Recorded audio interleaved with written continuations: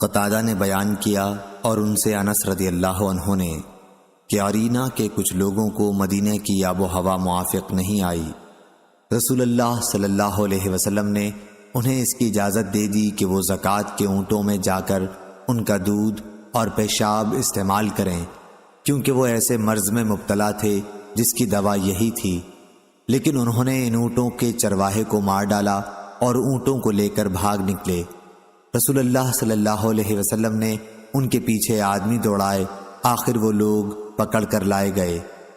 حضور صلی اللہ علیہ وسلم نے ان کے ہاتھ اور پاؤں کٹوا دیے اور ان کی آنکھوں میں گرم سلائیاں پھروا دیں، پھر انہیں دھوپ میں ڈلوا دیا جس کی شدت کی وجہ سے وہ پتھر چبانے لگے تھے۔ اس روایت کے مطابق ابو قلابہ ثابت اور حمید نے انس رضی اللہ عنہ کے واسطے سے کی ہے۔ صحیح بخاری حدیث نمبر 1501۔ اسحاق بن عبداللہ بن ابی طلحہ نے بیان کیا، کہا کہ مجھ سے انس بن مالک رضی اللہ عنہ نے بیان کیا کہ میں عبداللہ بن ابی طلحہ کو لے کر رسول اللہ صلی اللہ علیہ وسلم کی خدمت میں حاضر ہوا کہ آپ ان کی تحنیک کر دیں، یعنی اپنے منہ سے کوئی چیز چبا کر ان کے منہ میں ڈال دیں۔ میں نے اس وقت دیکھا کہ آپ کے ہاتھ میں داغ لگانے کا آلہ تھا اور آپ زکوٰۃ کے اونٹوں پر داغ لگا رہے تھے۔ صحیح بخاری حدیث نمبر 1502۔ اسماعیل بن جعفر نے بیان کیا، ان سے عمر بن نافع نے، ان سے ان کے باپ نے اور ان سے حضرت عبداللہ بن عمر رضی اللہ عنہ نے بیان کیا کہ رسول اللہ صلی اللہ علیہ وسلم نے فطر کی زکوٰۃ صدقہ فطر 1 سا کھجور 1 سا جو فرض قرار دی تھی، غلام، آزاد مرد، عورت، چھوٹے اور بڑے تمام مسلمانوں پر آپ کا حکم یہ تھا کہ نماز عید کے لیے جانے سے پہلے یہ صدقہ ادا کر دیا جائے۔ صحیح بخاری حدیث نمبر 1503۔ امام مالک نے خبر دی انہیں نافع نے اور انہیں حضرت عبداللہ بن عمر رضی اللہ عنہ نے کہ رسول اللہ صلی اللہ علیہ وسلم نے فطر کی زکوٰۃ آزاد یا غلام، مرد یا عورت تمام مسلمانوں پر 1 سا کھجور یا جو فرض کی تھی۔ صحیح بخاری حدیث نمبر 1504۔ ایاز بن عبداللہ نے بیان کیا اور ان سے ابو سعید خدری رضی اللہ عنہ نے بیان کیا کہ ہم 1 سا جو کا صدقہ دیا کرتے تھے۔ صحیح بخاری حدیث نمبر 1505۔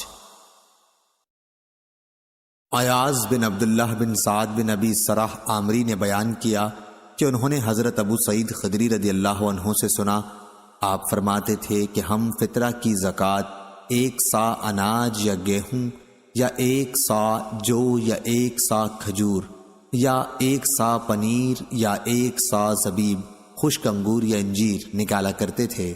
صحیح بخاری حدیث نمبر 1506۔ احمد بن یونس نے بیان کیا، انہوں نے کہا کہ ہم سے لیث بن نافع کے واسطے سے بیان کیا، ان سے عبداللہ بن عمر رضی اللہ عنہ نے کہ رسول اللہ صلی اللہ علیہ وسلم نے 1 سا کھجور یا 1 سا جو کی زکوٰۃ فطر دینے کا حکم فرمایا تھا۔ عبداللہ بن عمر رضی اللہ عنہ نے بیان کیا کہ پھر لوگوں نے اسی کے برابر 2 مد آدھا سا گیہوں کر لیا تھا۔ صحیح بخاری حدیث نمبر 1507۔ ایاز بن عبداللہ بن سعد بن ابی سرح نے بیان کیا اور ان سے ابو سعید خدری رضی اللہ عنہ نے بیان کیا کہ نبی کریم صلی اللہ علیہ وسلم کے زمانے میں صدقہ فطر 1 سا گیہوں یا 1 سا کھجور یا 1 سا جو یا 1 سا زبیب، خشک انگور یا خشک انجیر نکالتے تھے۔ پھر جب معاویہ رضی اللہ عنہ مدینے میں آئے اور گیہوں کی آمدنی ہوئی تو کہنے لگے، میں سمجھتا ہوں اس کا 1 مد دوسرے اناج کے 2 مد کے برابر ہے۔ صحیح بخاری حدیث نمبر 1508۔ موسیٰ بن عقبہ نے بیان کیا، ان سے نافع نے اور ان سے عبداللہ بن عمر رضی اللہ عنہ نے کہ نبی کریم صلی اللہ علیہ وسلم نے صدقہ فطر نماز عید کے لیے جانے سے پہلے نکالنے کا حکم دیا تھا۔ صحیح بخاری حدیث نمبر 1509۔ زید بن اسلم نے بیان کیا، ان سے عیاض بن عبداللہ بن سعد نے، ان سے ابو سعید خدری رضی اللہ عنہ نے بیان کیا کہ کہ ہم نبی کریم صلی اللہ علیہ وسلم کے زمانے میں عید الفطر کے دن کھانے کے غلے سے 1 صاع نکالتے تھے۔ ابو سعید خدری رضی اللہ تعالی عنہ نے بیان کیا کہ ہمارا کھانا ان دنوں جو، زبیب، پنیر اور کھجور تھا۔ صحیح بخاری حدیث نمبر 1510۔ نافع نے بیان کیا اور ان سے حضرت عبداللہ بن عمر رضی اللہ عنہ نے کہ نبی کریم صلی اللہ علیہ وسلم نے صدقہ فطر یا یہ کہا کہ صدقہ رمضان مرد، عورت، آزاد اور غلام سب پر 1 صاع کھجور یا 1 صاع جو فرض قرار دیا تھا۔ پھر لوگوں نے آدھا صاع گیہوں کو اس کے برابر قرار دے لیا، لیکن ابن عمر رضی اللہ عنہ کھجور دیا کرتے تھے۔ ایک مرتبہ مدینے میں کھجور کا قحط پڑا تو آپ نے جو صدقے میں نکالا۔ ابن عمر رضی اللہ عنہ چھوٹے بڑے سب کی طرف سے، یہاں تک کہ میرے بیٹوں کی طرف سے بھی صدقہ فطر نکالتے تھے۔ ابن عمر رضی اللہ عنہ صدقہ فطر ہر فقیر کو جو اسے قبول کرتا دے دیا کرتے تھے، اور لوگ صدقہ فطر 1 یا 2 دن پہلے ہی دے دیا کرتے تھے۔ امام بخاری رحمہ اللہ نے کہا میرے بیٹوں سے نافع کے بیٹے مراد ہیں۔ امام بخاری نے کہا کہ وہ عید سے پہلے جو صدقہ دے دیتے تھے تو اکٹھا ہونے کے لیے نہ فقیروں کے لیے، پھر وہ جمع کر کے فقراء میں تقسیم کر دیا جاتا۔ صحیح بخاری حدیث نمبر 1511۔ نافع نے بیان کیا کہ حضرت عبداللہ بن عمر رضی اللہ عنہ نے فرمایا کہ رسول اللہ صلی اللہ علیہ وسلم نے 1 صاع جو یا 1 صاع کھجور کا صدقہ فطر چھوٹے بڑے، آزاد اور غلام سب پر فرض قرار دیا۔ صحیح بخاری حدیث نمبر 1512۔ امام مالک نے خبر دی، انہیں ابن شہاب نے، انہیں سلیمان بن یسار نے اور ان سے عبداللہ بن عباس رضی اللہ عنہ نے بیان کیا کہ فضل بن عباس حجۃ الوداع میں رسول اللہ صلی اللہ علیہ وسلم کے ساتھ سواری کے پیچھے بیٹھے ہوئے تھے کہ قبیلہ خشم کی ایک خوبصورت عورت آئی۔ فضل اس کو دیکھنے لگے، وہ بھی انہیں دیکھ رہی تھی۔ رسول اللہ صلی اللہ علیہ وسلم فضل کا چہرہ بار بار دوسری طرف موڑ دینا چاہتے تھے۔ اس عورت نے کہا کہ یا رسول اللہ، اللہ کا فریضہ حج میرے والد کے لیے ادا کرنا ضروری ہو گیا ہے، لیکن وہ بہت بوڑھے ہیں، اونٹنی پر بیٹھ نہیں سکتے، کیا میں ان کی طرف سے حج بدل کر سکتی ہوں؟ حضور صلی اللہ علیہ وسلم نے فرمایا کہ ہاں، یہ حجۃ الوداع کا واقعہ تھا۔ صحیح بخاری حدیث نمبر 1513۔ عبداللہ بن وہب نے خبر دی، انہیں یونس نے، انہیں ابن شہاب نے کہ سالم بن عبداللہ بن عمر رضی اللہ عنہ نے انہیں خبر دی، ان سے عبداللہ بن عمر نے فرمایا کہ میں نے رسول اللہ صلی اللہ علیہ وسلم کو ذوالحلیفہ میں دیکھا کہ اپنی سواری پر چڑھ رہے ہیں۔ پھر جب وہ سیدھی کھڑی ہوئی تو آپ صلی اللہ علیہ وسلم نے لبیک کہا۔ صحیح بخاری حدیث نمبر 1514۔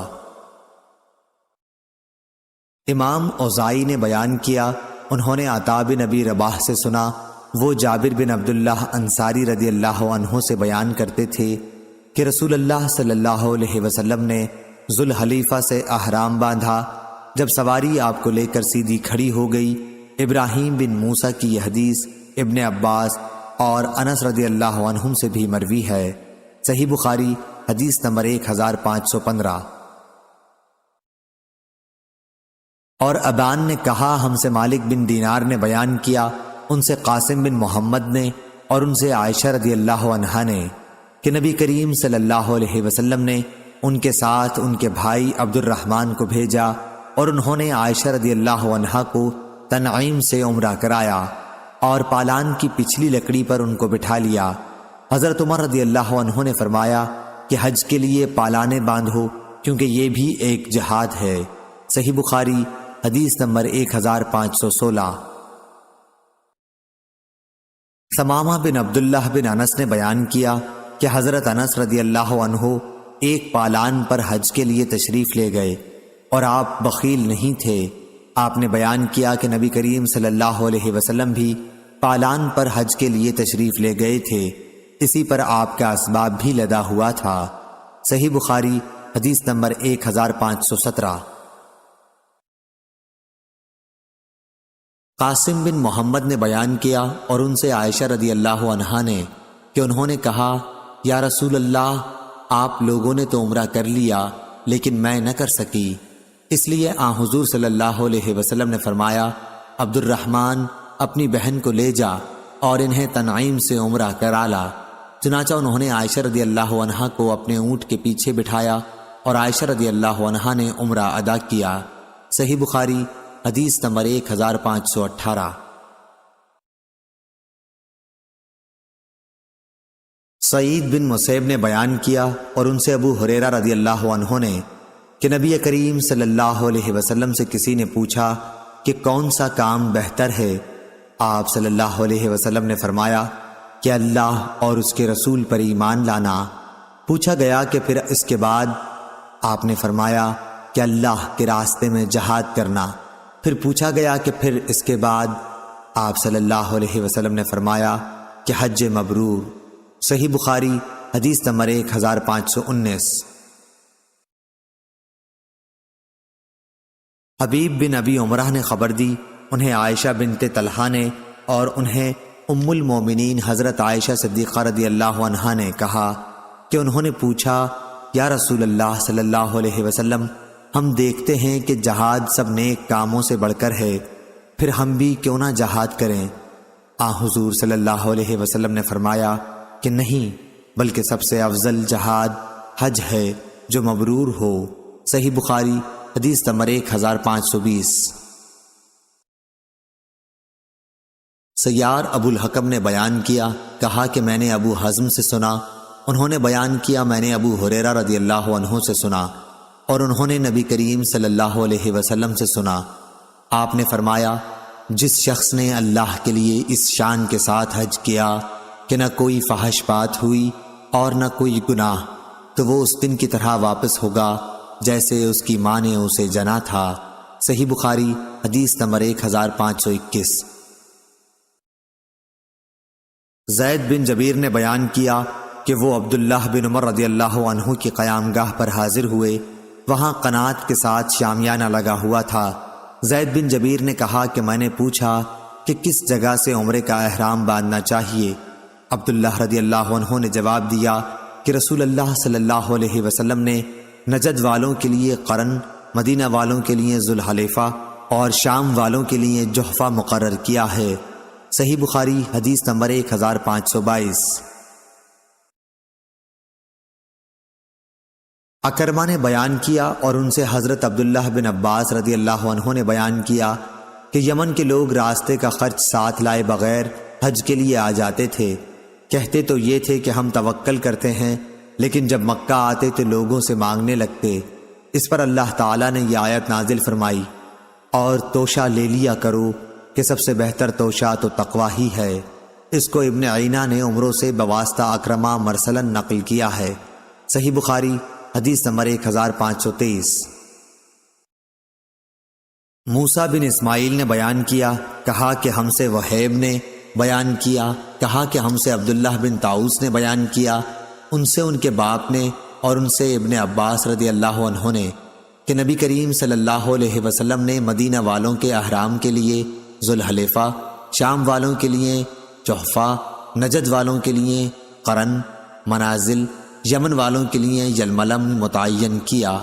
یہاں سے ان مقامات والے بھی احرام باندھیں اور ان کے علاوہ وہ لوگ بھی جو ان راستوں سے آئیں اور حج یا عمرے کا ارادہ رکھتے ہوں، لیکن جن کا قیام میقات اور مکے کے درمیان ہے تو وہ احرام اسی جگہ سے باندھیں جہاں سے انہیں سفر شروع کرنا ہے، یہاں تک کہ مکے کے لوگ مکے سے احرام باندھیں۔ صحیح بخاری حدیث نمبر 1524۔ امام مالک نے خبر دی، انہیں نافع نے اور انہیں عبداللہ بن عمر رضی اللہ عنہ نے کہ رسول اللہ صلی اللہ علیہ وسلم نے فرمایا مدینہ کے لوگ ذوالحلیفہ سے احرام باندھیں، شام کے لوگ جحفہ سے اور نجد کے لوگ قرن منازل سے۔ عبداللہ نے کہا کہ مجھے معلوم ہوا ہے کہ نبی کریم صلی اللہ علیہ وسلم نے فرمایا اور یمن کے لوگ یلملم سے احرام باندھیں۔ صحیح بخاری حدیث نمبر 1525۔ طاؤس نے بیان کیا اور ان سے حضرت عبداللہ بن عباس رضی اللہ عنہ نے بیان کیا کہ رسول اللہ صلی اللہ علیہ وسلم نے مدینہ والوں کے لیے ذوالحلیفہ کو میقات مقرر کیا، شام والوں کے لیے جحفہ، نجد والوں کے لیے قرن منازل اور یمن والوں کے لیے یلملم۔ یہ میقات ان ملک والوں کے لیے ہیں اور ان لوگوں کے لیے بھی جو ان ملکوں سے گزر کر حرم میں داخل ہوں اور حج یا عمرے کا ارادہ رکھتے ہوں، لیکن جو لوگ میقات کے اندر رہتے ہوں ان کے لیے احرام باندھنے کی جگہ ان کے گھر ہیں، یہاں تک کہ مکے کے لوگ احرام مکے ہی سے باندھیں۔ صحیح بخاری حدیث نمبر 1526۔ سفیان بن عینہ نے بیان کیا، کہا کہ ہم نے ظاہری سے یہ حدیث یاد رکھی، ان سے سالم نے کہا اور ان سے ان کے والد نے بیان کیا تھا کہ رسول اللہ صلی اللہ علیہ وسلم نے میقات متعین کر دیے تھے۔ صحیح بخاری حدیث نمبر 1527۔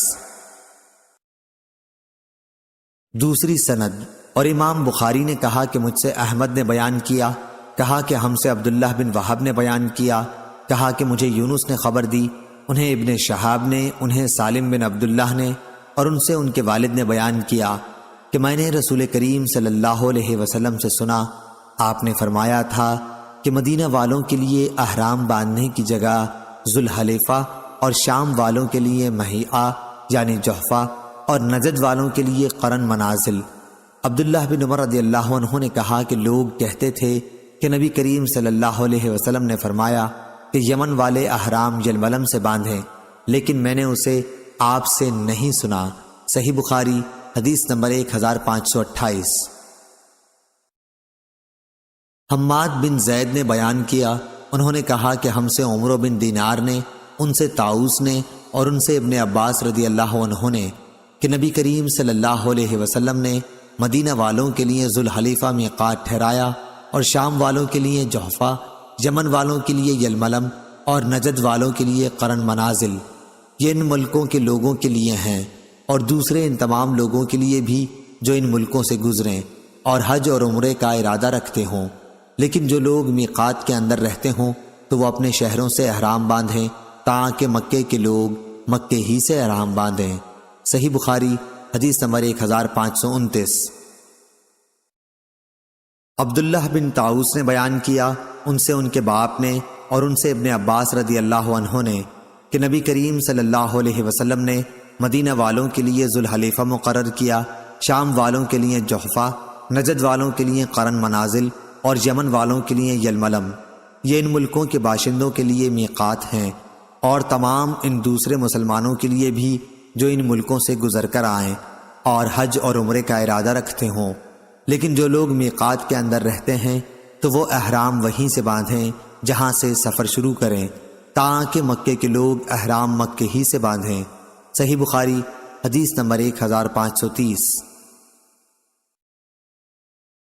عبید اللہ عمری نے نافع سے بیان کیا اور ان سے عبداللہ بن عمر رضی اللہ عنہ نے کہ جب یہ دو شہر بصرہ اور کوفہ فتح ہوئے تو لوگ حضرت عمر رضی اللہ عنہ کے پاس آئے اور کہا کہ یا امیر المومنین، رسول اللہ صلی اللہ علیہ وسلم نے نجد کے لوگوں کے لیے احرام باندھنے کی جگہ قرن منازل قرار دی ہے اور ہمارا راستہ ادھر سے نہیں ہے، اگر ہم قرن کی طرف جائیں تو ہمارے لیے بڑی دشواری ہوگی۔ اس پر حضرت عمر رضی اللہ عنہ نے فرمایا کہ پھر تم اپنے راستے میں اس کے برابر کوئی چیز تجویز کر لو، چنانچہ ان کے لیے ذات عرق کی تعین کر دی۔ صحیح بخاری حدیث نمبر 1531۔ امام مالک نے خبر دی، انہیں نافع نے، انہیں عبداللہ بن عمر رضی اللہ عنہ نے کہ رسول اللہ صلی اللہ علیہ وسلم نے مقام ذوالحلیفہ کے پتھریلے میدان میں سواری روکی اور پھر وہیں آپ صلی اللہ علیہ وسلم نے نماز پڑھی۔ عبداللہ بن عمر رضی اللہ عنہ بھی ایسا ہی کیا کرتے تھے۔ صحیح بخاری حدیث نمبر 1532۔ عبید اللہ عمری نے بیان کیا، ان سے نافع نے بیان کیا، ان سے عبداللہ بن عمر رضی اللہ عنہ نے بیان کیا کہ رسول اللہ صلی اللہ علیہ وسلم شجرہ کے راستے سے گزرتے ہوئے معرس کے راستے سے مدینے آتے۔ نبی اکرم صلی اللہ علیہ وسلم جب مکہ جاتے تو شجرہ کی مسجد میں نماز پڑھتے، لیکن واپسی میں ذوالحلیفہ کے نشیب میں نماز پڑھتے۔ آپ رات وہیں گزارتے تاکہ صبح ہو جاتی۔ صحیح بخاری حدیث نمبر 1533۔ امام اوزائی نے بیان کیا، کہا کہ ہم سے یحییٰ بن ابی کثیر نے بیان کیا، ان سے اکرمہ نے بیان کیا، انہوں نے حضرت عبداللہ بن عباس رضی اللہ عنہ سے سنا، وہ بیان کرتے تھے کہ میں نے عمر رضی اللہ عنہ سے سنا، ان کا بیان تھا کہ میں نے رسول اللہ صلی اللہ علیہ وسلم سے وادی عقیق میں سنا، آپ نے فرمایا تھا کہ رات میرے پاس میرے رب کا ایک فرشتہ آیا اور کہا کہ اس مبارک وادی میں نماز پڑھ اور اعلان کر کہ عمرہ حج میں شریک ہو گیا۔ صحیح بخاری حدیث نمبر 1534۔ سالم بن عبداللہ بن عمر نے بیان کیا اور ان سے ان کے والد نے نبی کریم صلی اللہ علیہ وسلم کے حوالے سے کہ مارس کے قریب ذوالحلیفہ کے بطن وادی عقیق میں آپ صلی اللہ علیہ وسلم کو خواب دکھایا گیا، جس میں آپ سے کہا گیا تھا کہ آپ اس وقت بطحہ مبارکہ میں ہیں۔ موسیٰ بن عقبہ نے کہا کہ سالم نے ہم کو بھی وہاں ٹھہرایا، وہ اس مقام کو ڈھونڈ رہے تھے جہاں عبداللہ اونٹ بٹھایا کرتے تھے، یعنی جہاں حضرت صلی اللہ علیہ وسلم رات کو اترا کرتے تھے۔ وہ مقام اس مسجد کے نیچے کی طرف ہے جو نالے کے نشیب میں ہے، اترنے والوں اور راستے کے بیچوں بیچ وادی عقیق مدینے سے 4 میل بقیع کی جانب ہے۔ صحیح بخاری حدیث نمبر 1535۔ عطا بن ابی رباح نے خبر دی، انہیں صفوان بن یالی نے کہا کہ ان کے باپ یالی بن امیہ نے حضرت عمر رضی اللہ عنہ سے کہا کہ کبھی آپ مجھے نبی کریم صلی اللہ علیہ وسلم کو اس حال میں دکھائیے جب آپ پر وحی نازل ہو رہی ہو۔ انہوں نے بیان کیا کہ ایک بار رسول اللہ صلی اللہ علیہ وسلم جعرانہ میں اپنے اصحاب کی ایک جماعت کے ساتھ ٹھہرے ہوئے تھے کہ ایک شخص نے آ کر پوچھا، یا رسول اللہ صلی اللہ علیہ وسلم، اس شخص کے متعلق آپ کا کیا حکم ہے جس نے عمرے کا احرام اس طرح باندھا کہ اس کے کپڑے خوشبو میں بسے ہوئے ہوں؟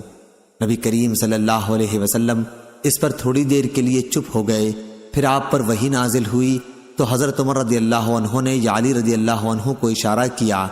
یعلی آئے تو رسول اللہ صلی اللہ علیہ وسلم پر ایک کپڑا تھا جس کے اندر آپ تشریف رکھتے تھے۔ انہوں نے کپڑے کے اندر اپنا سر کیا تو کیا دیکھتے ہیں کہ روح مبارک سرخ ہے اور آپ خراٹے لے رہے ہیں۔ پھر یہ حالت ختم ہوئی تو آپ نے فرمایا کہ وہ شخص کہاں ہے جس نے عمرے کے متعلق پوچھا تھا؟ شخص مذکور حاضر کیا گیا تو آپ نے فرمایا کہ جو خوشبو لگا رکھی ہے اسے 3 مرتبہ دھو لے اور اپنا جبہ اتار دے، عمرے میں بھی اسی طرح کر جس طرح حج میں کرتے ہو۔ میں نے عطا سے پوچھا کہ کیا حضور صلی اللہ علیہ وسلم کے 3 مرتبہ دھونے کے حکم سے پوری طرح صفائی مراد تھی؟ انہوں نے کہا کہ ہاں۔ صحیح بخاری حدیث نمبر 1536۔ سعید بن جبیر نے بیان کیا کہ ابن عمر رضی اللہ عنہ سادہ تیل استعمال کرتے تھے احرام کے باوجود۔ میں نے اس کا ذکر ابراہیم نخعی سے کیا تو انہوں نے فرمایا کہ تم ابن عمر رضی اللہ عنہ کی بات نقل کرتے ہو۔ صحیح بخاری حدیث نمبر 1537۔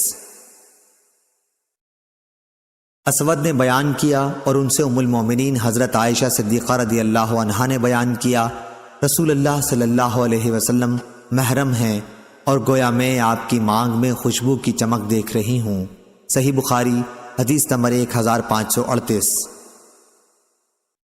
امام مالک نے خبر دی، انہیں عبد الرحمن بن قاسم نے، انہیں ان کے والد نے اور ان سے نبی کریم صلی اللہ علیہ وسلم کی زوجہ مطہرہ حضرت عائشہ صدیقہ رضی اللہ عنہا نے فرمایا کہ جب رسول اللہ صلی اللہ علیہ وسلم احرام باندھتے تو میں آپ کے احرام کے لیے اور اسی طرح بیت اللہ کے طواف زیارت سے پہلے حلال ہونے کے لیے خوشبو لگایا کرتی تھی۔ صحیح بخاری حدیث نمبر 1539۔ عبداللہ بن وہب نے خبر دی، انہیں یونس نے، انہیں ابن شہاب نے، انہیں سالم نے اور ان سے ان کے والد نے فرمایا ہے کہ میں نے رسول اللہ صلی اللہ علیہ وسلم سے تلبید کی حالت میں لبیک کہتے سنا۔ صحیح بخاری حدیث نمبر 1540۔ موسیٰ بن عقبہ نے بیان کیا، انہوں نے کہا کہ میں نے سالم بن عبداللہ سے سنا، انہوں نے کہا کہ میں نے ابن عمر رضی اللہ عنہ سے سنا۔ دوسری سند امام بخاری نے کہا اور ہم سے عبداللہ بن مسلمہ قامبی نے بیان کیا، ان سے امام مالک نے، ان سے موسیٰ بن عقبہ نے، ان سے سالم بن عبداللہ نے، انہوں نے اپنے باپ سے سنا، وہ کہہ رہے تھے کہ رسول اللہ صلی اللہ علیہ وسلم نے مسجد ذوالحلیفہ کے قریب ہی پہنچ کر احرام باندھا تھا۔ صحیح بخاری حدیث نمبر 1541۔ امام مالک نے خبر دی، انہیں نافع نے اور انہیں عبداللہ بن عمر رضی اللہ عنہ نے، کہ ایک شخص نے پوچھا کہ یا رسول اللہ صلی اللہ علیہ وسلم، محرم کو کس طرح کا کپڑا پہننا چاہیے؟ حضور صلی اللہ علیہ وسلم نے فرمایا، نہ کرتا پہنے، نہ عمامہ باندھے، نہ پاجامہ پہنے، نہ باران کوٹ، نہ موزے، لیکن اگر اس کے پاس جوتی نہ ہو تو وہ موزے اس وقت پہن سکتا ہے جب ٹخنوں کے نیچے سے ان کو کاٹ لیا ہو، اور احرام میں کوئی ایسا کپڑا نہ پہنو جس میں زعفران یا ورس لگا ہوا ہو۔ ابو عبداللہ امام بخاری رحمہ اللہ نے کہا کہ محرم اپنا سر دھو سکتا ہے لیکن کنگھا نہ کرے، بدن بھی نہ کھجلانا چاہیے، اور جوں سر اور بدن سے نکال کر زمین پر ڈالی جا سکتی ہے۔ صحیح بخاری حدیث نمبر 1542۔ جریر بن حازم نے بیان کیا، ان سے یونس بن زید نے، ان سے زہری نے، ان سے عبید اللہ بن عبداللہ نے، اور ان سے ابن عباس رضی اللہ عنہ نے کہ عرفات سے مزدلفہ تک اسامہ بن زید رضی اللہ عنہ رسول اللہ صلی اللہ علیہ وسلم کی سواری پر پیچھے بیٹھے ہوئے تھے۔ پھر مزدلفہ سے منا تک حضرت فضل بن عباس رضی اللہ عنہ بیٹھ گئے تھے۔ دونوں حضرات نے بیان کیا کہ رسول اللہ صلی اللہ علیہ وسلم جمرہ عقبہ کی رمی تک برابر تلبیہ کہتے رہے۔ صحیح بخاری حدیث نمبر 1543، 1544۔ جریر بن حازم نے بیان کیا، ان سے یونس بن زید نے، ان سے زہری نے، ان سے عبید اللہ بن عبداللہ نے، اور ان سے ابن عباس رضی اللہ عنہ نے کہ عرفات سے مزدلفہ تک اسامہ بن زید رضی اللہ عنہ رسول اللہ صلی اللہ علیہ وسلم کی سواری پر پیچھے بیٹھے ہوئے تھے۔ پھر مزدلفہ سے منا تک حضرت فضل بن عباس رضی اللہ عنہ بیٹھ گئے تھے۔ دونوں حضرات نے بیان کیا کہ رسول اللہ صلی اللہ علیہ وسلم جمرہ عقبہ کی رمی تک برابر تلبیہ کہتے رہے۔ صحیح بخاری حدیث نمبر 1543، 1544۔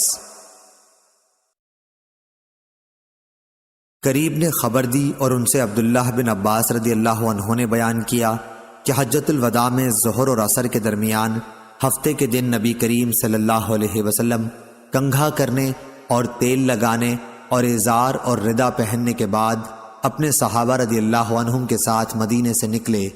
آپ نے اس وقت زعفران میں رنگے ہوئے ایسے کپڑے کے سوا جس کا رنگ بدن پر لگتا ہو کسی قسم کی چادر یا تہبند پہننے سے منع نہیں کیا۔ دن میں آپ ذوالحلیفہ پہنچ گئے اور رات وہیں گزاری۔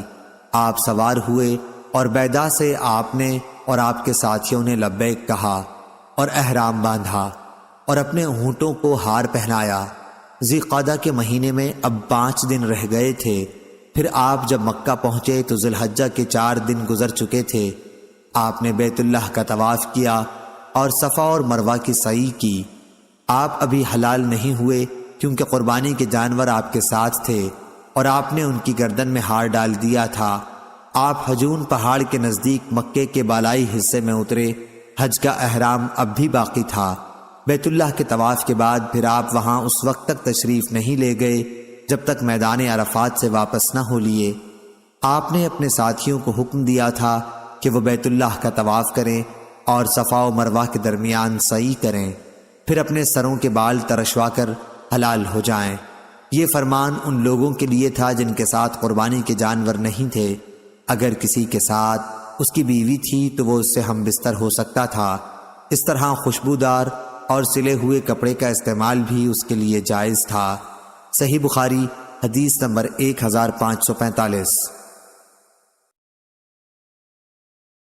ابن جریج نے خبر دی، انہوں نے کہا مجھ سے محمد بن المنقدر نے بیان کیا اور ان سے انس بن مالک رضی اللہ عنہ نے بیان کیا۔ انہوں نے کہا کہ نبی کریم صلی اللہ علیہ وسلم نے مدینے میں 4 رکعتیں پڑھیں لیکن ذوالحلیفہ میں 2 رکعت ادا فرمائیں۔ پھر آپ نے رات وہیں گزاری۔ صبح کے وقت جب آپ اپنی سواری پر سوار ہوئے تو آپ نے لبیک پکار دی۔ صحیح بخاری حدیث نمبر 1546۔ ایوب سختیانی نے بیان کیا ان سے ابو قلابہ نے اور ان سے انس بن مالک نے کہ رسول اللہ صلی اللہ علیہ وسلم نے مدینے میں ظہر 4 رکعت پڑھی، لیکن ذوالحلیفہ میں عصر 2 رکعت۔ انہوں نے کہا کہ میرا خیال ہے کہ رات صبح تک آپ نے ذوالحلیفہ میں ہی گزار دی۔ صحیح بخاری حدیث نمبر 1547۔ حماد بن زید نے بیان کیا ان سے ابو ایوب نے، ان سے ابو قلابہ نے اور ان سے انس بن مالک نے کہ نبی کریم صلی اللہ علیہ وسلم نے ظہر مدینہ منورہ میں 4 رکعت پڑھی، لیکن نماز عصر ذوالحلیفہ میں 2 رکعت پڑھی۔ میں نے خود سنا کہ لوگ بلند آواز سے حج اور عمرہ دونوں کے لیے لبیک کہہ رہے تھے۔ صحیح بخاری حدیث نمبر 1548۔ امام مالک نے خبر دی انہیں نافع نے اور انہیں عبداللہ بن عمر رضی اللہ عنہ نے کہ رسول اللہ صلی اللہ علیہ وسلم کا تلبیہ یہ تھا: حاضر ہوں اے اللہ، حاضر ہوں میں، تیرا کوئی شریک نہیں، حاضر ہوں، تمام حمد تیرے ہی لیے ہے اور تمام نعمتیں تیری ہی طرف سے ہیں، ملک تیرا ہی ہے، تیرا کوئی شریک نہیں ہے۔ صحیح بخاری حدیث نمبر 1549۔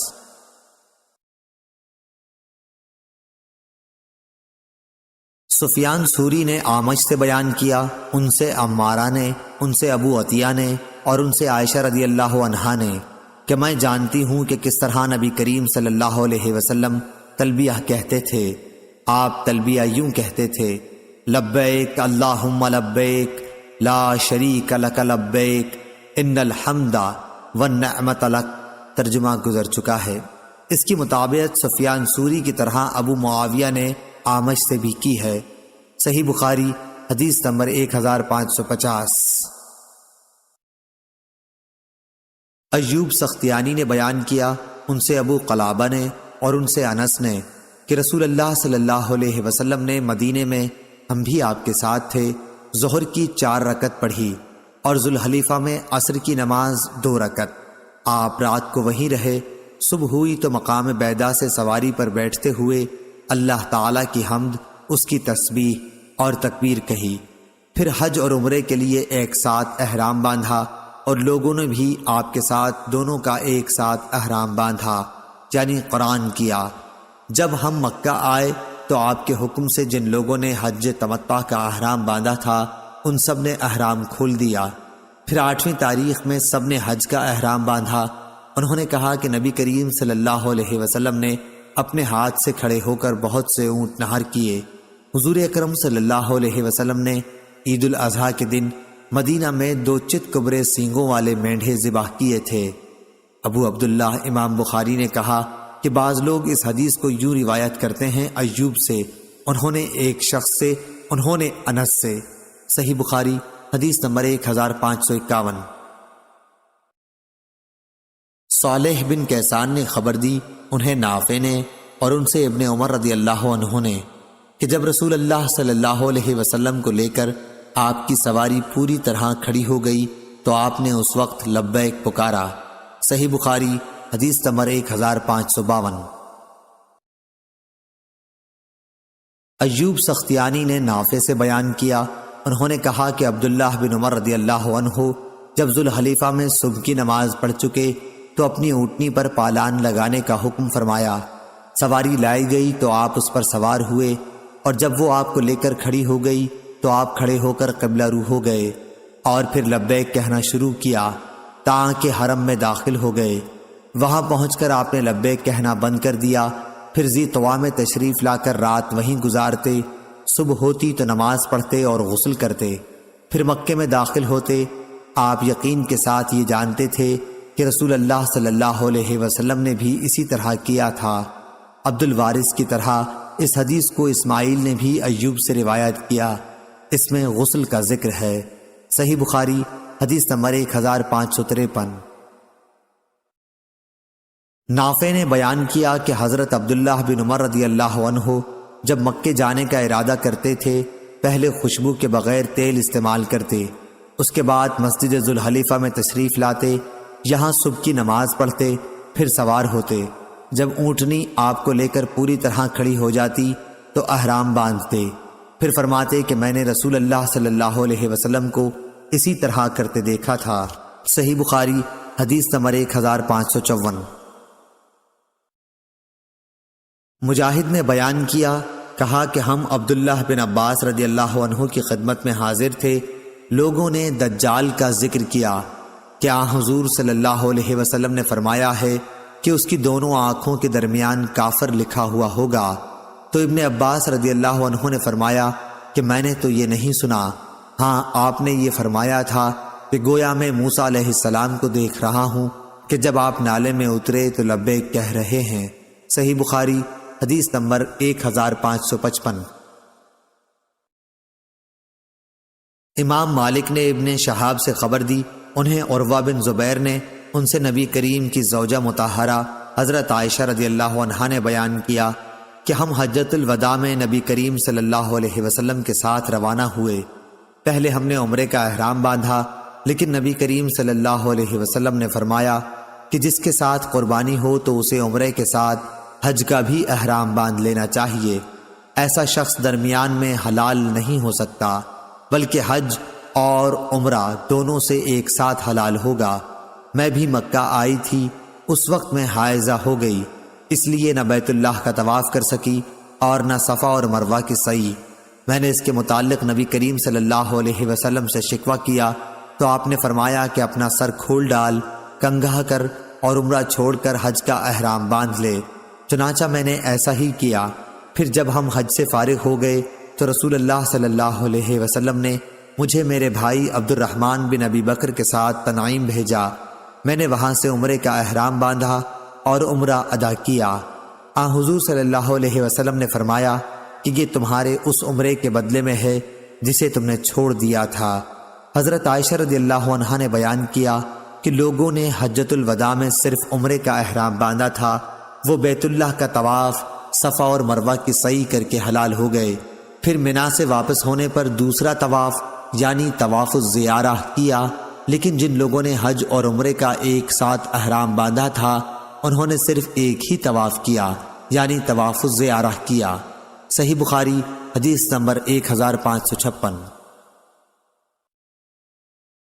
عطا بن ابی رباح نے بیان کیا کہ جابر رضی اللہ عنہ نے فرمایا نبی کریم صلی اللہ علیہ وسلم نے علی رضی اللہ عنہ کو حکم دیا تھا کہ وہ اپنے احرام پر قائم رہیں۔ انہوں نے سراقہ کا قول بھی ذکر کیا تھا۔ صحیح بخاری حدیث نمبر 1557۔ سلیم بن حیان نے بیان کیا، انہوں نے کہا کہ میں نے مروان اصفر سے سنا اور ان سے انس بن مالک نے بیان کیا تھا کہ حضرت علی رضی اللہ عنہ یمن سے نبی کریم صلی اللہ علیہ وسلم کی خدمت میں حاضر ہوئے تو آپ نے پوچھا کہ کس طرح کا احرام باندھا ہے؟ انہوں نے کہا کہ جس طرح کا حضور صلی اللہ علیہ وسلم نے باندھا ہو۔ اس پر آپ صلی اللہ علیہ وسلم نے فرمایا کہ اگر میرے ساتھ قربانی نہ ہوتی تو میں حلال ہو جاتا۔ اور محمد بن ابی بکر نے ابن جریج سے یوں روایت کیا کہ نبی کریم صلی اللہ علیہ وسلم نے دریافت فرمایا علی تم نے کس چیز کا احرام باندھا ہے؟ انہوں نے عرض کی نبی کریم صلی اللہ علیہ وسلم نے جس کا احرام باندھا ہو اسی کا میں نے بھی باندھا ہے۔ حضور صلی اللہ علیہ وسلم نے فرمایا کہ پھر قربانی کر اور اپنی اسی حالت پر احرام جاری رکھ۔ صحیح بخاری حدیث نمبر 1558۔ سفیان سوری نے بیان کیا، ان سے قیس بن مسلم نے، ان سے طارق بن شہاب نے اور ان سے ابو موسیٰ اشعری رضی اللہ عنہ نے کہ مجھے نبی کریم صلی اللہ علیہ وسلم نے میری قوم کے پاس یمن بھیجا تھا۔ جب حجۃ الوداع کے موقع پر میں آیا تو آپ سے بطحا میں ملاقات ہوئی۔ آپ نے دریافت فرمایا کہ کس کا احرام باندھا ہے؟ میں نے عرض کی کہ حضور صلی اللہ علیہ وسلم نے جس کا باندھا ہو۔ آپ نے پوچھا کیا تمہارے ساتھ قربانی ہے؟ میں نے عرض کی کہ نہیں، اس لیے آپ نے مجھے حکم دیا کہ میں بیت اللہ کا طواف اور صفا اور مروہ کی سعی کروں۔ اس کے بعد آپ نے احرام کھول دینے کے لیے فرمایا۔ چنانچہ میں اپنی قوم کی ایک خاتون کے پاس آیا، انہوں نے میرے سر کا کنگھا کیا یا میرا سر دھویا۔ پھر حضرت عمر رضی اللہ عنہ کا زمانہ آیا تو آپ نے فرمایا کہ اگر ہم اللہ کی کتاب پر عمل کریں تو وہ یہ حکم دیتی ہے کہ حج اور عمرہ پورا کرو۔ اللہ تعالیٰ فرماتا ہے اور حج اور عمرہ پورا کرو اللہ کی رضا کے لیے۔ اور اگر ہم آن حضور صلی اللہ علیہ وسلم کی سنت کو لیں تو آن حضور صلی اللہ علیہ وسلم نے اس وقت تک احرام نہیں کھولا جب تک آپ نے قربانی سے فراغت نہیں حاصل فرمائی۔ صحیح بخاری حدیث نمبر 1559۔ افلح بن حمید نے بیان کیا، کہا کہ میں نے قاسم بن محمد سے سنا، ان سے عائشہ رضی اللہ عنہا نے بیان کیا کہ ہم رسول اللہ صلی اللہ علیہ وسلم کے ساتھ حج کے مہینوں میں، حج کی راتوں میں اور حج کے دنوں میں نکلے، پھر صرف میں جا کر اترے۔ آپ نے بیان کیا کہ پھر نبی کریم صلی اللہ علیہ وسلم نے صحابہ رضی اللہ عنہم کو خطاب فرمایا، جس کے ساتھ ہدی نہ ہو اور وہ چاہتا ہو کہ اپنے احرام کو صرف عمرے کا بنا لے تو اسے ایسا کر لینا چاہیے، لیکن جس کے ساتھ قربانی ہے وہ ایسا نہ کرے۔ حضرت عائشہ رضی اللہ عنہا نے بیان فرمایا کہ آن حضور صلی اللہ علیہ وسلم کے بعض اصحاب نے اس فرمان پر عمل کیا اور بعض نے نہیں کیا۔ انہوں نے بیان کیا کہ رسول اللہ صلی اللہ علیہ وسلم اور آپ کے بعض اصحاب جو استطاعت و حوصلہ والے تھے کہ وہ احرام کے ممنوعات سے بچ سکتے تھے، ان کے ساتھ ہدی بھی تھی، اس لیے وہ تنہا عمرہ نہیں کر سکتے تھے، پس انہوں نے احرام نہیں کھولا۔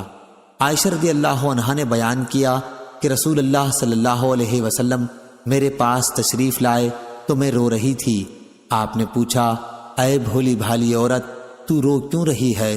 میں نے عرض کی کہ میں نے آپ کے اپنے صحابہ رضی اللہ عنہم سے ارشاد کو سن لیا، اب تو میں عمرہ نہ کر سکوں گی۔ آپ نے پوچھا، کیا بات ہے؟ میں نے کہا، میں نماز پڑھنے کے قابل نہ رہی، یعنی حائضہ ہو گئی۔ آپ نے فرمایا، کوئی حرج نہیں، آخر تم بھی تو آدم کی بیٹیوں کی طرح ایک عورت ہو، اور اللہ نے تمہارے لیے بھی وہ مقدر کیا ہے جو تمام عورتوں کے لیے کیا ہے، اس لیے عمرہ چھوڑ کر حج کرتی رہ، اللہ تعالیٰ تمہیں جلد ہی عمرے کی توفیق دے دے گا۔ عائشہ رضی اللہ عنہا نے بیان کیا کہ ہم حج کے لیے نکلے، جب ہم عرفات سے منا پہنچے تو میں پاک ہو گئی، پھر منا سے جب میں نکلی تو بیت اللہ کا طواف زیارہ کیا۔ آپ نے بیان کیا کہ آخر میں آن حضور صلی اللہ علیہ وسلم کے ساتھ جب واپس ہونے لگی تو آپ وادی محصب میں آن کر اترے، ہم بھی آپ کے ساتھ ٹھہرے۔ آپ نے عبد الرحمن بن ابی بکر کو بلا کر کہا کہ اپنی بہن کو لے کر حرم سے باہر جا اور وہاں سے عمرے کا احرام باندھ، پھر عمرے سے فارغ ہو کر تم لوگ یہیں واپس آ جاؤ، میں تمہارا انتظار کرتا رہوں گا۔ عائشہ رضی اللہ عنہا نے بیان کیا کہ ہم آن حضور صلی اللہ علیہ وسلم کی ہدایت کے مطابق چلے، اور جب میں اور میرے بھائی طواف سے فارغ ہو گئے تو میں سحری کے وقت آپ کی خدمت میں پہنچی۔ آپ نے پوچھا کہ فارغ ہو گئیں؟ میں نے کہا ہاں۔ تب آپ نے اپنے ساتھیوں سے سفر شروع کر دینے کے لیے کہا۔ سفر شروع ہو گیا اور آپ مدینہ منورہ واپس ہو رہے تھے۔ ابو عبداللہ امام بخاری نے کہا کہ جو لا یدرک ہے وہ دورہ یدیر و دائرہ سے مشتق ہے، دورہ یدور و زورہ بھی استعمال ہوتا ہے، اور جس روایت میں لا یدرک ہے وہ درہ یدر و درہ سے نکلا۔ صحیح بخاری حدیث نمبر 1560۔ جریر نے بیان کیا، ان سے منصور نے، ان سے ابراہیم نخعی نے، ان سے اسود نے اور ان سے عائشہ رضی اللہ عنہا نے کہ ہم حج کے لیے رسول اللہ صلی اللہ علیہ وسلم کے ساتھ نکلے، ہماری نیت حج کے سوا اور کچھ نہ تھی۔ جب ہم مکہ پہنچے تو اور لوگوں نے بیت اللہ کا طواف کیا۔ حضور صلی اللہ علیہ وسلم کا حکم تھا کہ جو قربانی اپنے ساتھ نہ لایا ہو وہ حلال ہو جائے، چنانچہ جن کے پاس ہدی نہ تھی وہ حلال ہو گئے۔ افعال عمرہ کے بعد حضور صلی اللہ علیہ وسلم کی ازواج مطہرات ہدی نہیں لے گئی تھیں، اس لیے انہوں نے بھی احرام کھول ڈالے۔ عائشہ رضی اللہ عنہا نے کہا کہ میں حائضہ ہو گئی تھی، اس لیے میں بیت اللہ کا طواف نہ کر سکی، یعنی عمرہ چھوٹ گیا اور حج کرتی چلی گئی۔ جب محصب کی رات آئی میں نے کہا، یا رسول اللہ، اور لوگ تو حج اور عمرہ دونوں کر کے واپس ہو رہے ہیں، لیکن میں صرف حج کر سکتی ہوں۔ اس پر آپ نے فرمایا، کیا جب ہم مکہ آئے تھے تو تم طواف نہ کر سکی تھیں؟ میں نے کہا کہ نہیں۔ آپ نے فرمایا کہ اپنے بھائی کے ساتھ تنعیم تک چلی جا اور وہاں سے عمرے کا احرام باندھ، پھر عمرہ ادا کر، ہم لوگ تمہارا فلاں جگہ انتظار کریں گے۔ اور صفیہ رضی اللہ عنہا نے کہا کہ معلوم ہوتا ہے میں بھی آپ لوگوں کو رکنے کا سبب بن جاؤں گی۔ حضور صلی اللہ علیہ وسلم نے فرمایا، مردار سرمنڈی، کیا تو نے یوم نہر کا طواف نہیں کیا تھا؟ انہوں نے کہا، کیوں نہیں، میں تو طواف کر چکی ہوں۔ آپ نے فرمایا، پھر کوئی حرج نہیں، چل کوچ کر۔ عائشہ رضی اللہ عنہا نے کہا، پھر میری ملاقات نبی کریم صلی اللہ علیہ وسلم سے ہوئی تو آپ مکے سے جاتے ہوئے اوپر کے حصے پر چڑھ رہے تھے اور میں نشیب میں اتر رہی تھی، یا یہ کہا کہ میں اوپر چڑھ رہی تھی اور حضور صلی اللہ علیہ وسلم اس چڑھاؤ کے بعد اتر رہے تھے۔ صحیح بخاری حدیث نمبر 1561۔ امام مالک نے خبر دی، انہیں ابو الاسود محمد بن عبد الرحمن بن نوفل نے، انہیں عروہ بن زبیر نے، اور ان سے ام المومنین حضرت عائشہ صدیقہ رضی اللہ عنہا نے بیان کیا کہ ہم حجۃ الوداع کے موقع پر رسول اللہ صلی اللہ علیہ وسلم کے ساتھ چلے۔ کچھ لوگوں نے عمرے کا احرام باندھا تھا، کچھ نے حج اور عمرہ دونوں کا، اور کچھ نے صرف حج کا۔ رسول اللہ صلی اللہ علیہ وسلم نے پہلے صرف حج کا احرام باندھا تھا، پھر آپ نے عمرہ بھی شریک کر لیا۔ پھر جن لوگوں نے حج کا احرام باندھا تھا یا حج اور عمرہ دونوں کا، ان کا احرام 10ویں تاریخ تک نہ کھل سکا۔ صحیح بخاری حدیث نمبر 1562۔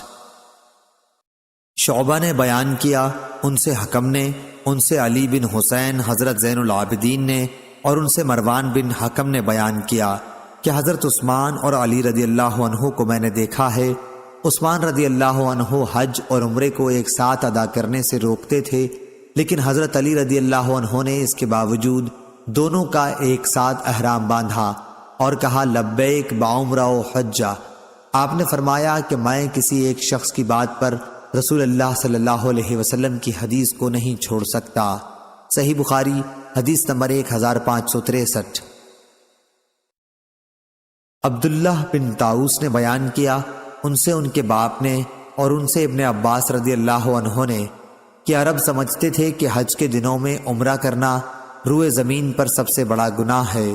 یہ لوگ محرم کو سفر بنا لیتے اور کہتے کہ جب اونٹ کی پیٹھ سستا لے اور اس پر خوب بال اگ جائیں اور سفر کا مہینہ ختم ہو جائے، یعنی حج کے ایام گزر جائیں، تو عمرہ حلال ہوتا ہے۔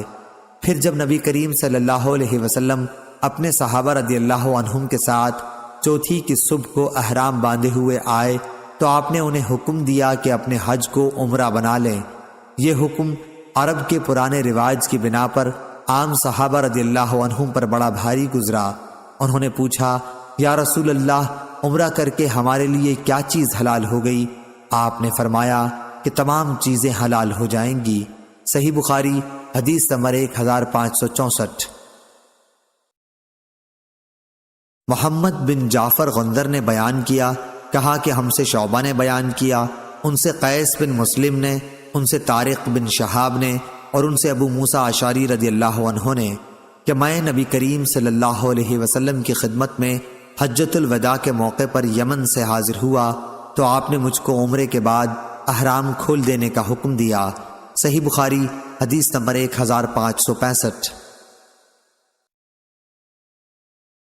امام مالک رضی اللہ عنہ نے بیان کیا، دوسری سند، اور امام بخاری رحمہ اللہ نے کہا کہ ہم سے عبداللہ بن یوسف نے بیان کیا، کہا کہ ہمیں امام مالک رحمہ اللہ نے خبر دی، انہیں نافع نے اور انہیں ابن عمر رضی اللہ عنہ نے، کہ حضور صلی اللہ علیہ وسلم کی زوجہ مطہرہ حضرت حفصہ رضی اللہ عنہا نے بیان کیا کہ انہوں نے رسول اللہ صلی اللہ علیہ وسلم سے دریافت کیا، یا رسول اللہ، کیا بات ہے؟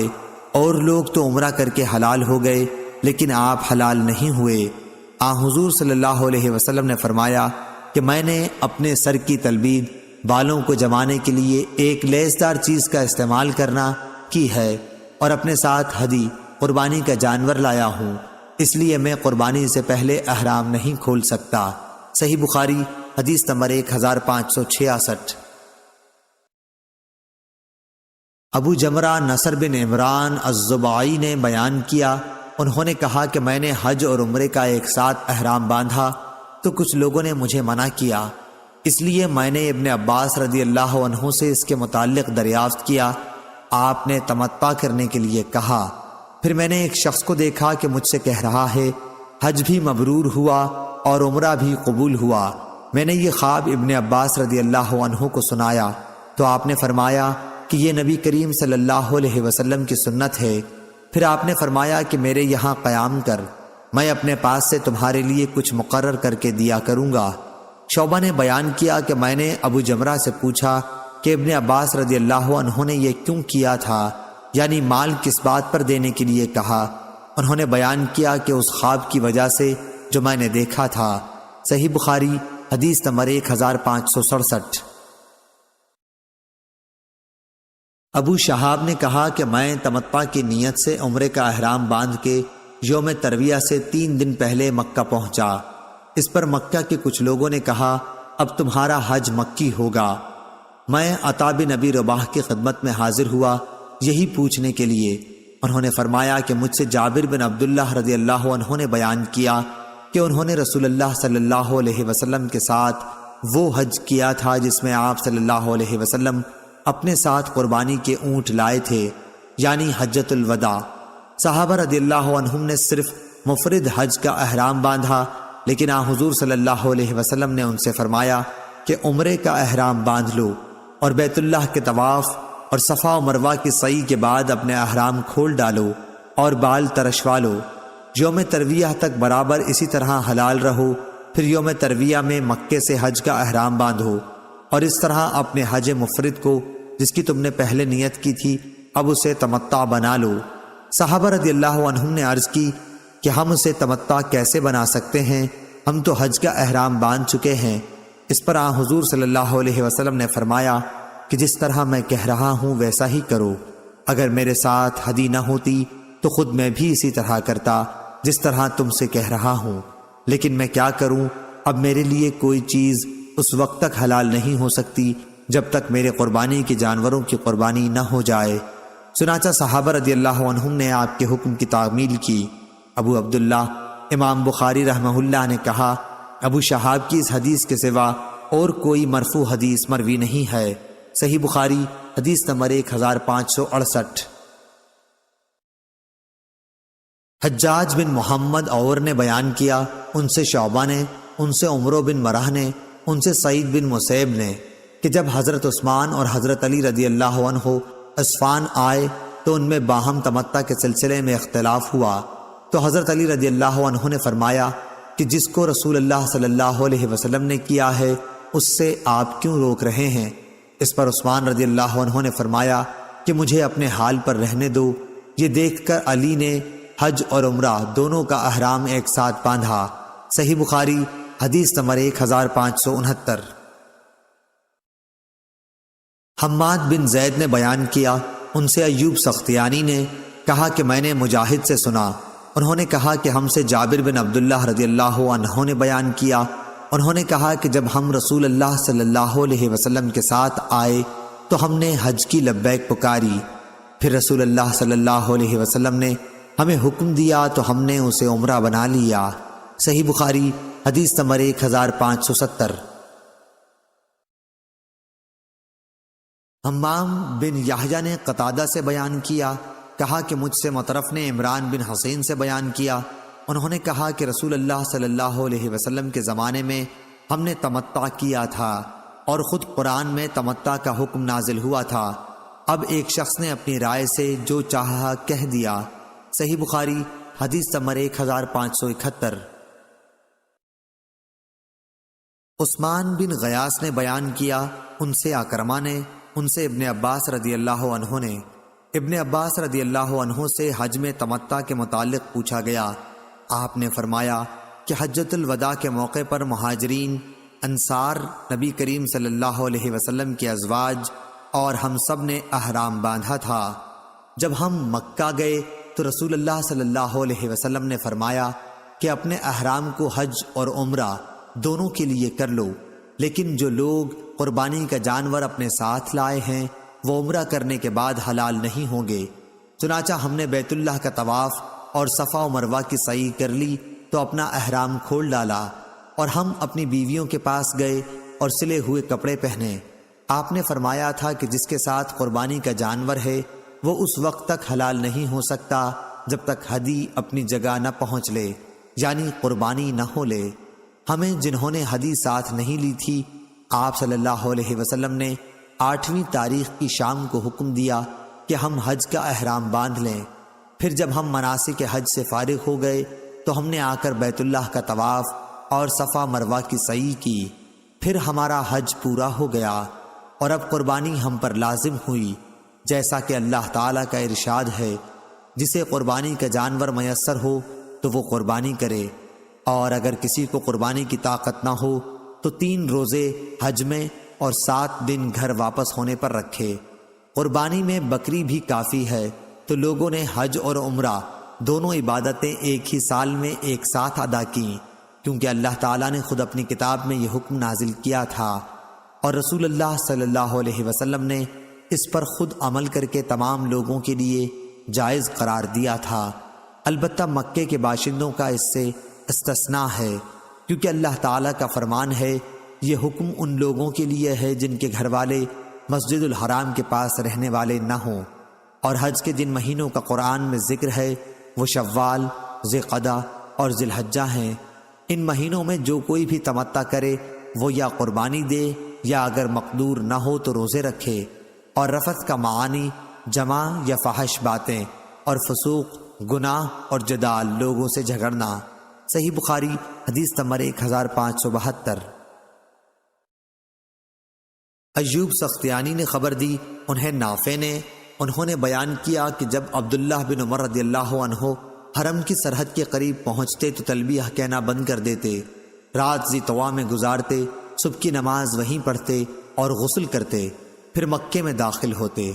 آپ بیان کرتے تھے کہ نبی کریم صلی اللہ علیہ وسلم بھی اسی طرح کیا کرتے تھے۔ صحیح بخاری حدیث نمبر 1573۔ عبید اللہ عمری نے بیان کیا، ان سے نافع نے ابن عمر رضی اللہ عنہ سے بیان کیا، آپ رضی اللہ عنہ نے فرمایا کہ نبی کریم صلی اللہ علیہ وسلم نے ذی طوا میں رات گزاری، پھر جب صبح ہوئی تو آپ مکے میں داخل ہوئے۔ ابن عمر رضی اللہ عنہ بھی اسی طرح کرتے تھے۔ صحیح بخاری حدیث نمبر 1574۔ امام مالک رحمہ اللہ نے بیان کیا، ان سے نافع نے اور ان سے ابن عمر رضی اللہ عنہ نے کہ رسول اللہ صلی اللہ علیہ وسلم مکے میں بلند گھاٹی یعنی جنت المعلی کی طرف سے داخل ہوتے اور نکلتے ثنیہ سفلی کی طرف سے یعنی نیچے کی گھاٹی باب شبیکہ کی طرف سے۔ صحیح بخاری حدیث نمبر 1575۔ یحییٰ قطان نے بیان کیا، ان سے عبید اللہ عمری نے، ان سے نافع نے اور ان سے عبداللہ بن عمر رضی اللہ عنہ نے کہ رسول اللہ صلی اللہ علیہ وسلم ثنیہ علیہ یعنی مقام قدا کی طرف سے داخل ہوتے جو بطحا میں ہے، اور ثنیہ سفلی کی طرف سے نکلتے تھے یعنی نیچے والی گھاٹی کی طرف سے۔ صحیح بخاری حدیث نمبر 1576۔ سفیان بن عینہ نے بیان کیا، ان سے ہشام بن عروہ نے، ان سے ان کے والد نے، ان سے عائشہ رضی اللہ عنہا نے کہ جب رسول اللہ صلی اللہ علیہ وسلم مکہ میں تشریف لائے تو اوپر کی بلند جانب سے شہر کے اندر داخل ہوئے اور مکے سے واپس جب گئے تو نیچے کی طرف سے نکل گئے۔ صحیح بخاری حدیث نمبر 1577۔ ابو اسامہ نے بیان کیا، انہوں نے کہا کہ ہم سے ہشام بن عروہ نے بیان کیا، ان سے ان کے والد عروہ بن زبیر نے اور ان سے عائشہ رضی اللہ عنہا نے کہ نبی کریم صلی اللہ علیہ وسلم فتح مکہ کے موقع پر شہر میں قدا کی طرف سے داخل ہوئے اور قدا کی طرف سے نکلے جو مکے کے بلند جانب ہے۔ صحیح بخاری حدیث نمبر 1578۔ عمرو بن حارث نے خبر دی، انہیں ہشام بن عروہ نے، انہیں ان کے والد عروہ بن زبیر نے اور انہیں عائشہ رضی اللہ عنہا نے کہ نبی کریم صلی اللہ علیہ وسلم فتح مکہ کے موقع پر داخل ہوتے وقت مکے کے بالائی علاقے قدا سے داخل ہوئے۔ ہشام نے بیان کیا کہ عروہ اگرچہ قدا اور قدا دونوں طرف سے داخل ہوتے تھے لیکن اکثر قدا سے داخل ہوتے کیونکہ یہ راستہ ان کے گھر سے قریب تھا۔ صحیح بخاری حدیث نمبر 1579۔ عروہ نے بیان کیا کہ نبی کریم صلی اللہ علیہ وسلم فتح مکہ کے موقع پر مکے کے بالائی علاقے قدا کی طرف سے داخل ہوتے لیکن عروہ اکثر قدا کے طرف سے داخل ہوتے تھے کیونکہ یہ راستہ ان کے گھر سے قریب تھا۔ صحیح بخاری حدیث نمبر 1580۔ ہشام نے اپنے باپ سے بیان کیا، انہوں نے بیان کیا کہ نبی کریم صلی اللہ علیہ وسلم فتح مکہ کے موقع پر قدا سے داخل ہوتے تھے، اور وہ خود اگرچہ دونوں طرف سے قدا اور قدا داخل ہوتے، لیکن اکثر آپ قدا کی طرف سے داخل ہوتے تھے کیونکہ یہ راستہ ان کے گھر سے قریب تھا۔ ابو عبداللہ امام بخاری رحمہ اللہ نے کہا کہ قدا اور قدا دو مقامات کے نام ہیں۔ صحیح بخاری حدیث نمبر 1581۔ عمرو بن دینار نے خبر دی، کہا کہ میں نے جابر بن عبداللہ رضی اللہ عنہ سے سنا، انہوں نے بیان کیا کہ زمانہ جاہلیت میں جب کعبے کی تعمیر ہوئی تو نبی کریم صلی اللہ علیہ وسلم اور عباس رضی اللہ عنہ بھی پتھر اٹھا کر لا رہے تھے۔ عباس رضی اللہ عنہ نے نبی کریم صلی اللہ علیہ وسلم سے کہا کہ اپنا تہبند اتار کر کاندھے پر ڈال لو تاکہ پتھر اٹھانے میں تکلیف نہ ہو۔ حضور صلی اللہ علیہ وسلم نے ایسا کیا تو ننگے ہوتے ہی بے ہوش ہو کر آپ زمین پر گر پڑے اور آپ کی آنکھیں آسمان کی طرف لگ گئیں۔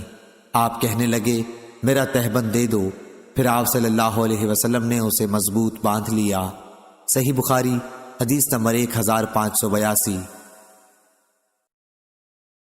عبداللہ بن عمر رضی اللہ عنہ نے خبر دی اور انہیں نبی کریم صلی اللہ علیہ وسلم کی پاک بیوی حضرت عائشہ صدیقہ رضی اللہ عنہا نے کیا حضور صلی اللہ علیہ وسلم نے ان سے فرمایا، کیا تجھے معلوم ہے جب تیری قوم نے کعبے کی تعمیر کی تو بنیاد ابراہیم کو چھوڑ دیا تھا؟ میں نے عرض کیا یا رسول اللہ، پھر آپ بنیاد ابراہیم پر اس کو کیوں نہیں بنا دیتے؟ آپ نے فرمایا اگر تمہاری قوم کا زمانہ کفر سے بالکل نزدیک نہ ہوتا تو میں بے شک ایسا کر دیتا۔ عبداللہ بن عمر رضی اللہ عنہ نے کہا کہ اگر عائشہ صدیقہ رضی اللہ عنہا نے یہ بات رسول اللہ صلی اللہ علیہ وسلم سے سنی ہے اور یقیناً حضرت عائشہ رضی اللہ عنہا سچی ہیں تو میں سمجھتا ہوں یہی وجہ تھی جو حضرت صلی اللہ علیہ وسلم حتیم سے متصل جو دیواروں کے کونے ہیں ان کو نہیں چومتے تھے، کیونکہ خانہ کعبہ ابراہیمی بنیادوں پر پورا نہ ہوا تھا۔ صحیح بخاری حدیث نمبر 1583۔ اشعث نے بیان کیا، ان سے اسود بن یزید نے اور ان سے ام المومنین حضرت عائشہ صدیقہ رضی اللہ عنہا نے بیان کیا کہ میں نے رسول اللہ صلی اللہ علیہ وسلم سے پوچھا کہ کیا حتیم بھی بیت اللہ میں داخل ہے؟ آپ صلی اللہ علیہ وسلم نے فرمایا کہ ہاں۔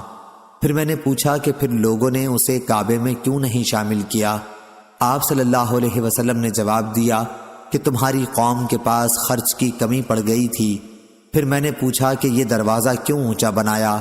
آپ نے فرمایا کہ یہ بھی تمہاری قوم ہی نے کیا تاکہ جسے چاہیں اندر آنے دیں اور جسے چاہیں روک دیں۔ اگر تمہاری قوم کی جاہلیت کا زمانہ تازہ نہ ہوتا اور مجھے اس کا خوف نہ ہوتا کہ ان کے دل بگڑ جائیں گے تو اس حتیم کو بھی میں کعبے میں شامل کر دیتا اور کعبے کا دروازہ زمین کے برابر کر دیتا۔ صحیح بخاری حدیث نمبر 1584۔ ہشام نے بیان کیا، ان سے ان کے والد نے اور ان سے ام المومنین حضرت عائشہ صدیقہ رضی اللہ عنہا نے بیان کیا کہ رسول اللہ صلی اللہ علیہ وسلم نے مجھ سے فرمایا اگر تمہاری قوم کا زمانہ کفر سے ابھی تازہ نہ ہوتا تو میں خانہ کعبہ کو توڑ کر اسے ابراہیم علیہ السلام کی بنیاد پر بناتا، کیونکہ قریش نے اس میں کمی کر دی ہے، اس میں ایک دروازہ اور اس دروازے کے مقابل رکھتا۔ ابو معاویہ نے کہا ہم سے ہشام نے بیان کیا، حدیث میں خلف سے دروازہ مراد ہے۔ صحیح بخاری حدیث نمبر 1585۔ یزید بن رومان نے بیان کیا، ان سے عروہ نے اور ان سے ام المومنین حضرت عائشہ صدیقہ رضی اللہ عنہا نے کہ رسول اللہ صلی اللہ علیہ وسلم نے فرمایا عائشہ اگر تیری قوم کا زمانہ جاہلیت ابھی تازہ نہ ہوتا تو میں بیت اللہ کو گرانے کا حکم دے دیتا تاکہ نئی تعمیر میں اس حصے کو بھی داخل کر دوں جو اس سے باہر رہ گیا ہے، اور اس کی کرسی زمین کے برابر کر دوں اور اس کے 2 دروازے بنا دوں، ایک مشرق اور ایک مغرب میں۔ اس طرح ابراہیم علیہ السلام کی بنا پر اس کی تعمیر ہو جاتی۔ عبداللہ بن زبیر رضی اللہ عنہ کا کعبے کو گرانے سے یہی مقصد تھا۔ یزید نے بیان کیا کہ میں اس وقت موجود تھا جب عبداللہ بن زبیر رضی اللہ عنہ نے اسے گرایا تھا اور اس کی نئی تعمیر کر کے حتیم کو اس کے اندر کر دیا تھا۔ میں نے ابراہیم علیہ السلام کی تعمیر کے پائے بھی دیکھے جو اونٹ کی کوہان کی طرح تھے۔ جریر بن حازم نے کہا کہ میں نے ان سے پوچھا کہ ان کی جگہ کہاں ہے؟ انہوں نے فرمایا کہ میں ابھی دکھاتا ہوں۔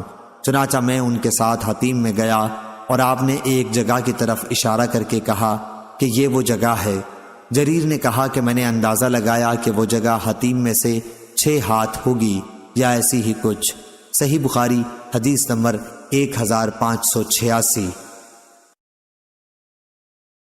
جریر بن عبد الحمید نے منصور سے بیان کیا، ان سے مجاہد نے، ان سے طاؤس نے اور ان سے ابن عباس رضی اللہ عنہ نے بیان کیا، رسول اللہ صلی اللہ علیہ وسلم نے فتح مکہ پر فرمایا تھا کہ اللہ تعالیٰ نے اس شہر مکے کو حرمت والا بنایا ہے، یعنی عزت دی ہے، پس اس کے درختوں کے کانٹے تک بھی نہیں کاٹے جا سکتے، یہاں کے شکار بھی نہیں ہنکائے جا سکتے، اور ان کے علاوہ جو اعلان کر کے مالک تک پہنچانے کا ارادہ رکھتے ہوں کوئی شخص یہاں کی گری پڑی چیز بھی نہیں اٹھا سکتا ہے۔ صحیح بخاری حدیث نمبر 1587۔ عبداللہ بن وہب نے خبر دی، انہیں یونس نے، انہیں ابن شہاب نے، انہیں علی بن حسین نے، انہیں عمرو بن عثمان نے اور انہیں حضرت اسامہ بن زید رضی اللہ عنہ نے کہ انہوں نے پوچھا، یا رسول اللہ صلی اللہ علیہ وسلم، آپ مکے میں کیا اپنے گھر میں قیام فرمائیں گے؟ اس پر آپ نے فرمایا کہ عقیل نے ہمارے لیے محلہ یا مکان چھوڑا ہی کب ہے، سب بیچ کھوچ کر برابر کر دیے۔ عقیل اور طالب ابو طالب کے وارث ہوئے تھے۔ جعفر اور علی رضی اللہ عنہ کو وراثت میں کچھ نہیں ملا تھا کیونکہ یہ دونوں مسلمان ہو گئے تھے، اور عقیل ابتدا میں اور طالب اسلام نہیں لائے تھے۔ اس بنیاد پر حضرت عمر بن خطاب رضی اللہ عنہ فرمایا کرتے تھے کہ مسلمان کافر کا وارث نہیں ہوتا۔ ابن شہاب نے کہا کہ لوگ اللہ تعالیٰ کے اس ارشاد سے دلیل لیتے ہیں کہ جو لوگ ایمان لائے، ہجرت کی اور اپنے مال اور جان کے ساتھ اللہ کی راہ میں جہاد کیا، اور وہ لوگ جنہوں نے پناہ دی اور مدد کی، وہی ایک دوسرے کے وارث ہوں گے۔ صحیح بخاری حدیث نمبر 1588۔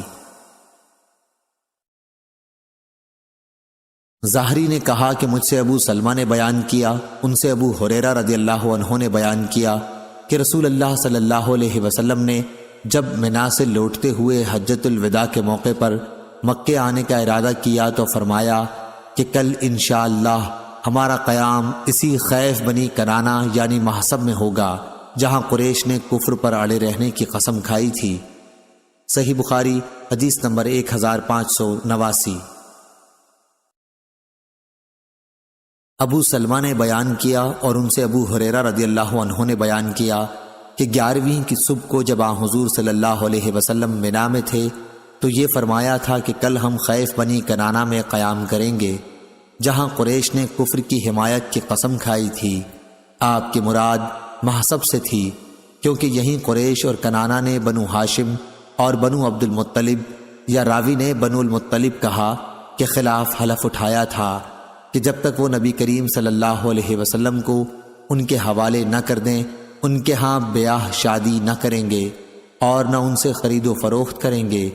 اور سلامہ بن روح نے عقیل اور یحییٰ بن ضحاک سے روایت کیا، ان سے امام اوزائی نے بیان کیا کہ مجھے ابن شہاب نے خبر دی، انہوں نے اپنی روایت میں بنو ہاشم اور بنو المطلب کہا۔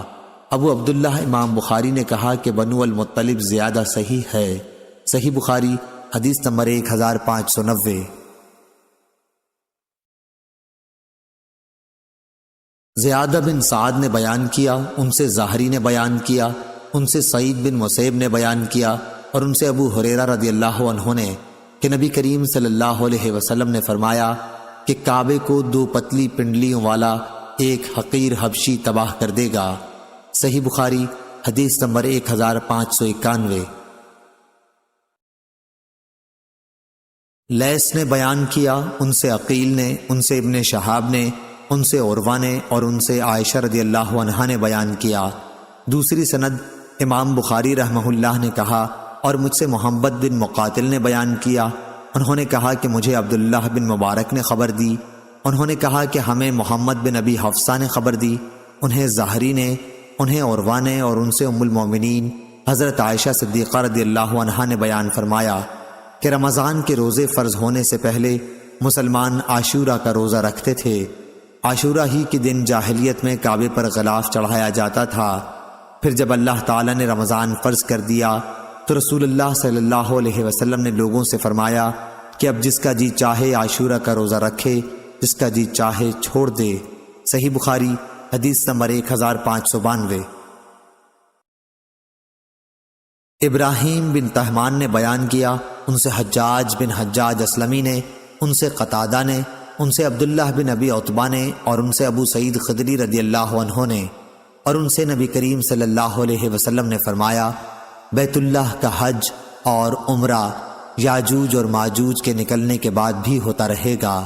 عبداللہ بن ابی عتبہ کے ساتھ اس حدیث کو ابان اور عمران نے قتادہ سے روایت کیا، اور عبد الرحمن نے شعبہ کے واسطے سے یوں بیان کیا کہ قیامت اس وقت تک قائم نہیں ہوگی جب تک بیت اللہ کا حج بند نہ ہو جائے۔ امام بخاری نے کہا کہ پہلی روایت زیادہ راویوں نے بیان کی ہے، اور قتادہ نے عبداللہ بن عتبہ سے سنا، اور عبداللہ نے ابو سعید خدری رضی اللہ عنہ سے سنا۔ صحیح بخاری حدیث نمبر 1593۔ ابو وائل نے بیان کیا، کہا کہ میں شیبہ کی خدمت میں حاضر ہوا۔ دوسری سند، اور ہم سے قبیصہ نے بیان کیا، کہا کہ ہم سے سفیان نے واصل سے بیان کیا، اور ان سے ابو وائل نے بیان کیا کہ میں شیبہ کے ساتھ کعبے میں کرسی پر بیٹھا ہوا تھا، تو شیبہ نے فرمایا کہ اسی جگہ بیٹھ کر عمر رضی اللہ عنہ نے ایک مرتبہ فرمایا کہ میرا ارادہ یہ ہوتا ہے کہ کعبے کے اندر جتنا سونا چاندی ہے اسے نہ چھوڑوں جسے زمانے جاہلیت میں کفار نے جمع کیا تھا، بلکہ سب کو نکال کر مسلمانوں میں تقسیم کر دوں۔ میں نے عرض کی کہ آپ کے ساتھیوں حضرت صلی اللہ علیہ وسلم اور ابو بکر رضی اللہ عنہ نے تو ایسا نہیں کیا۔ انہوں نے فرمایا کہ میں بھی انہی کی پیروی کر رہا ہوں، اسی لیے میں اس کو ہاتھ نہیں لگاتا۔ صحیح بخاری حدیث نمبر 1594۔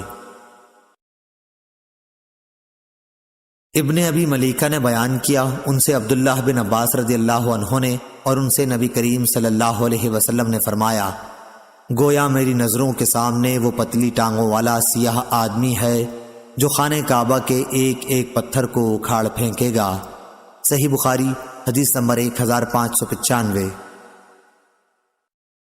لیث بن سعد نے بیان کیا، ان سے یونس نے، ان سے ابن شہاب نے، ان سے سعید بن مسیب نے کہ ابو ہریرہ رضی اللہ عنہ نے کہا کہ رسول اللہ صلی اللہ علیہ وسلم نے فرمایا کہ کعبے کو 2 پتلی پنڈلیوں والا حبشی خراب کرے گا۔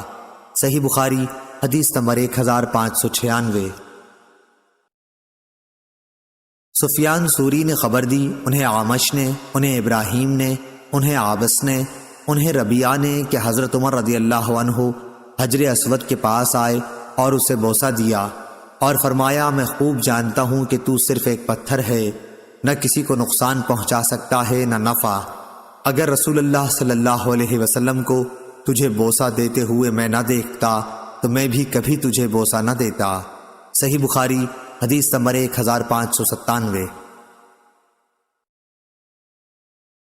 لیث بن سعد نے بیان کیا، ان سے ابن شہاب نے، ان سے سالم نے، اور ان سے ان کے باپ نے بیان کیا کہ رسول اللہ صلی اللہ علیہ وسلم اور اسامہ بن زید اور بلال و عثمان بن ابی طلحہ چاروں خانہ کعبہ کے اندر گئے اور اندر سے دروازہ بند کر لیا۔ پھر جب دروازہ کھولا تو میں پہلا شخص تھا جو اندر گیا۔ میری ملاقات بلال سے ہوئی۔ میں نے پوچھا کیا نبی کریم صلی اللہ علیہ وسلم نے اندر نماز پڑھی ہے؟ انہوں نے بتلایا کہ ہاں، دونوں یمنی ستونوں کے درمیان آپ نے نماز پڑھی ہے۔ صحیح بخاری حدیث نمبر 1598۔ موسیٰ بن عقبہ نے خبر دی، انہیں نافع نے کہ حضرت عبداللہ بن عمر رضی اللہ عنہ جب کعبے کے اندر داخل ہوتے تو سامنے کی طرف چلتے اور دروازہ پیٹھ کی طرف چھوڑ دیتے۔ آپ اسی طرح چلتے رہتے اور جب سامنے کی دیوار تقریباً 3 ہاتھ رہ جاتی تو نماز پڑھتے تھے۔ اس طرح آپ اس جگہ نماز پڑھنے کا اہتمام کرتے جس کے متعلق بلال رضی اللہ عنہ سے معلوم ہوا تھا کہ رسول اللہ صلی اللہ علیہ وسلم نے وہیں نماز پڑھی تھی، لیکن اس میں کوئی حرج نہیں، کعبے میں جس جگہ بھی کوئی چاہے نماز پڑھ لے۔ صحیح بخاری حدیث نمبر 1599۔ اسماعیل بن ابی خالد نے خبر دی، انہیں عبداللہ بن ابی اوفا نے، کہ رسول اللہ صلی اللہ علیہ وسلم نے عمرہ کیا تو آپ نے کعبے کا طواف کر کے مقام ابراہیم کے پیچھے 2 رکعتیں پڑھیں۔ آپ کے ساتھ کچھ لوگ تھے جو آپ کے اور لوگوں کے درمیان آڑ بنے ہوئے تھے۔ ان میں سے ایک صاحب نے ابن ابی اوفا سے پوچھا، کیا رسول اللہ صلی اللہ علیہ وسلم کعبے کے اندر تشریف لے گئے تھے؟ تو انہوں نے بتایا کہ نہیں۔ صحیح بخاری حدیث نمبر 1600۔